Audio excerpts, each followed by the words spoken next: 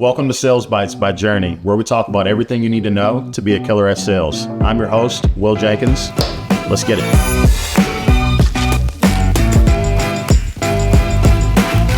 Today's episode is brought to you by Revinova. Revinova solves the transportation management challenges facing 3PLs, freight brokers, carriers, and shippers with multimodal TMS solutions powered by the #1 CRM platform, Salesforce.com.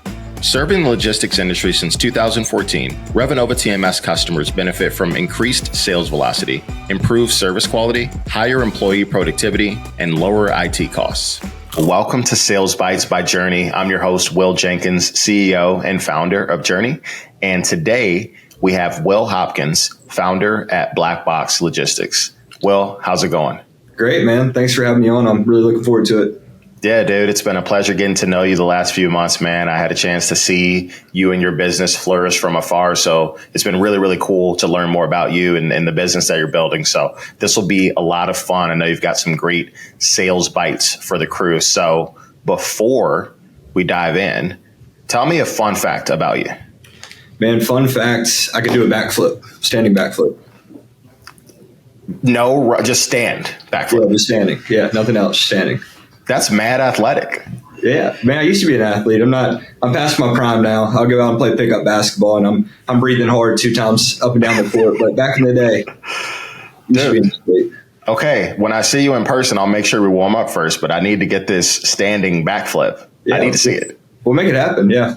Awesome, dude. Well, before we go ahead and start talking about sales and everything that you've done in your career here, I'd love to get just a quick 10,000 foot overview of how you got to where you are right now and some of what you're building at Black Box. Yeah, man. So I kind of stumbled around odd jobs, and I found myself in the freight industry about 6 years ago as a cradle to grave broker for a roadrunner agency. Was there for about a year. I was living with 2 of my coworkers, and after about a year, we just decided, hey, let's go do our own thing. So left there, started a dispatching company, waited out some contracts. About a year later, started Black Box. We've been running with it for the past 4.5 years or so, up to about 45 people based out of Birmingham, Alabama. And it's been good.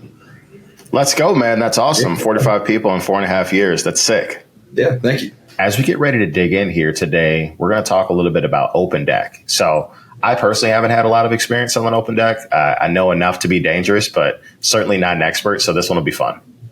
Awesome. Yeah, let's do it. Beautiful, man. So let's talk super basic beginner entry level Open Deck sales stuff. So if I'm a seller and I've never sold Open Deck freight or any type of specialized freight like that, what are a couple things I need to be aware of before I start reaching out to those kinds of prospects?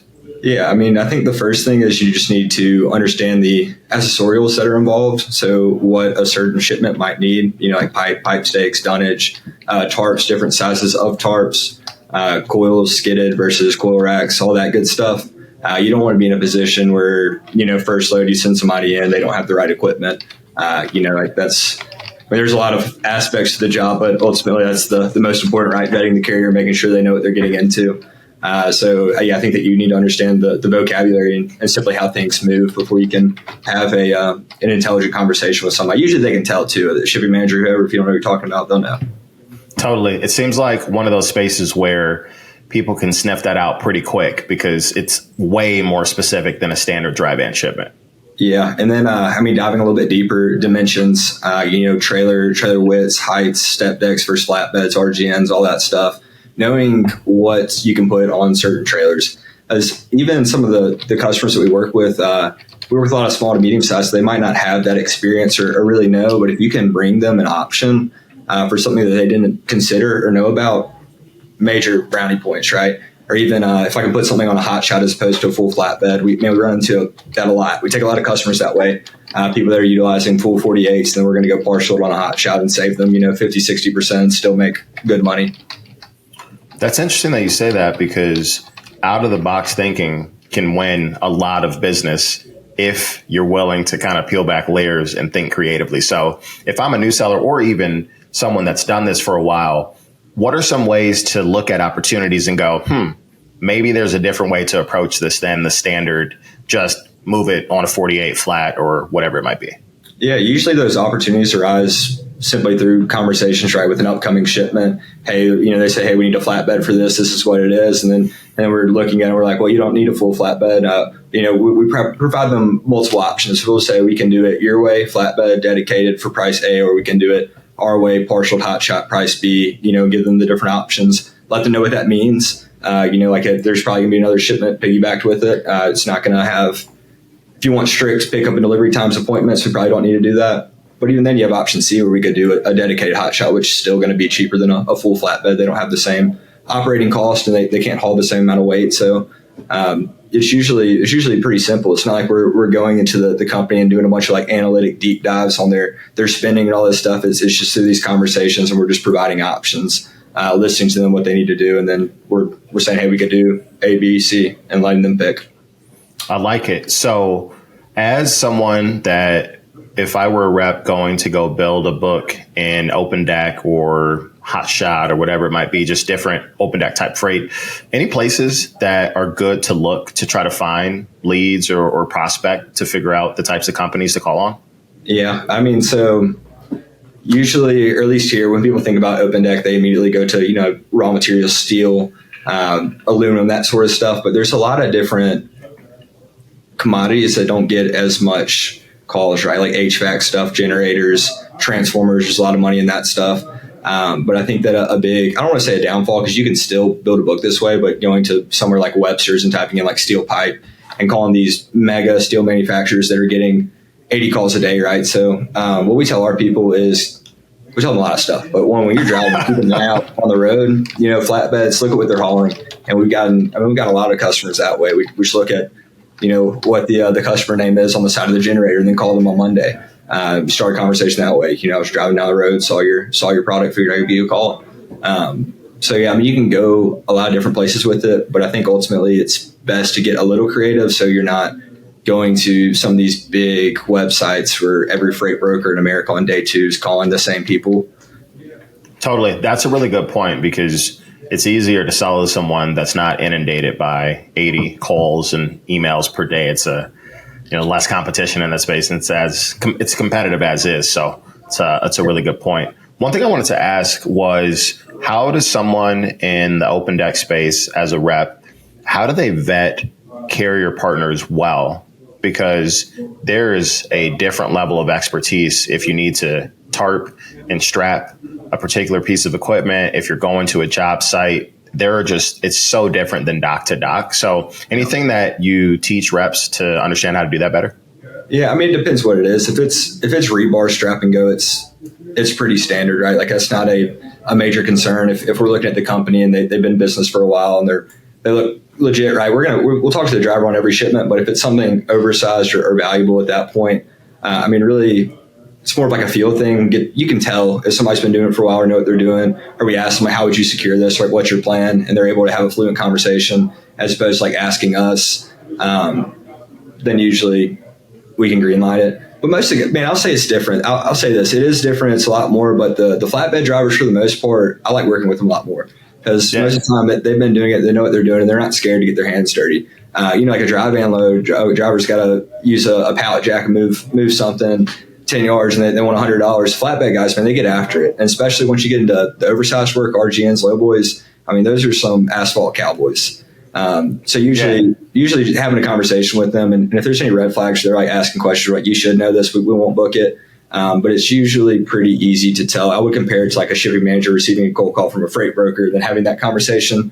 You can tell pretty early on. And then for a lot of our bigger stuff, we use the same people. So I have like a Rolodex of, if it's real big, that is going to like 1 of 5 people. Totally. That's smart. You want to use the same carriers if you can, and make sure that you've got the right type of network to support more specialized freight. So that's a really good point. Yeah, specialized stuff can get weird.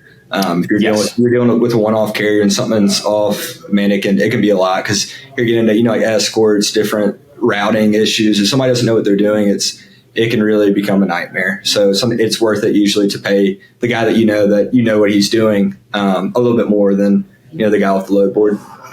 Totally. So let's talk about places that reps can do some learning? Anything that is good, maybe external for people to go and learn a little bit about open deck or specialized freight? I'm trying to think of some myself right now, and I don't really have any off the top of my head.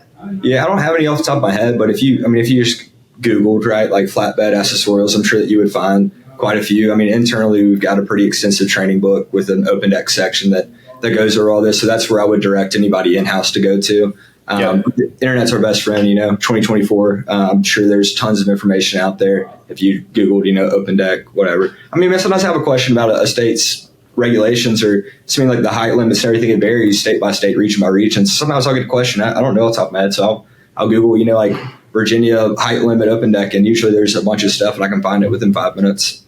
Yeah, you got to be resourceful. There's a bunch of different places to get information. Yeah.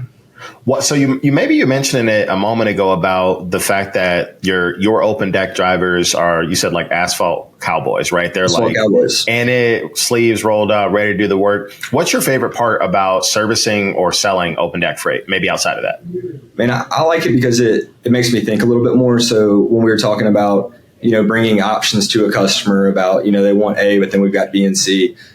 For whatever reason, I like just the critical thinking of figuring out dimensions, heights, weights, and then even quoting it's kind of fun. Like I like when it's like a really big shipment. I was like, what do we do? And then I'm just behind the looking at it. So I like that it's a little bit more challenging on the front end. And then if you do all the work on the front end, usually middle to end goes smooth, as opposed to like a drive in 1-on-1. It's just back up and then take it. I feel like it's a good way for us to separate ourselves in our kind of like our niche, the open deck. For us being able to have those questions answered in real time. They can pick up the phone and call most of my reps here and have a fluent conversation about what's legal, what's not legal, what you can do in different states. And I think that's a good competitive advantage we have in a pretty competitive market. Yeah, it's nice to be able to have something that differentiates you from the field. So it's a good play there by you and your team.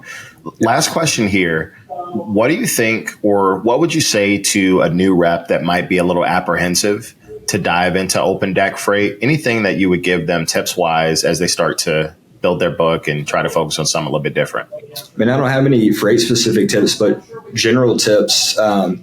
Most of the time before you do something, you're going to be a little apprehensive or scared, but you do it anyway, right? And that's how you learn. And man, we tell our people, you're going to mess up. It's okay. But if and when you mess up, learn from it, get better. If not, then it's for no use, right? But be scared, do it anyway. It'll be worth it. Anything that you take on and really commit to. There's a lot of opportunity in the open deck market, and a lot of people, for whatever reason, kind of avoid it.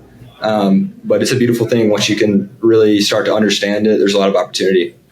That's awesome, man. I'm going to go ahead and read a couple of notes that I took, and then let me know if I missed anything or if you want to add anything here at the end. So you mentioned in the beginning, understanding accessorials, dimensions, specifics, because that's helpful to make sure that you understand what the commodity is and what type of equipment you need to be sending and what drivers need to be prepared for.